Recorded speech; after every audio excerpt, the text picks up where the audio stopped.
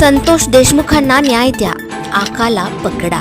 फलकांनी आणि काळ्या कपड्यातल्या जनलाटेनं आज बीड शहर हादरलं. निर्दोष आणि निष्पाप संतोष देशमुखांची हत्या करणाऱ्यांना सोडणार नाही, आंदोलनकर्त्यांचा इशारा.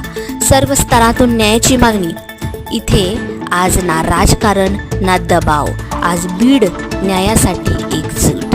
हम सब साथ है, हत्यारों को फाशी जरूर मिलेगी. वाल्मिक कराड फरार, पत्नी आणि अंगरक्षकाची कसून चौकशी. CID चांगलीच लागली कामाला. प्राजक्ता माळी आता ॲक्शन मोडमध्ये. प्राजक्ता माळी फुलवंतीमुळे जेवढी चर्चेमध्ये होती तेवढीच चर्चेचा विषय ठरली राजकारणात धनंजय मुंडेंच्या नावाशी जोडल्याने.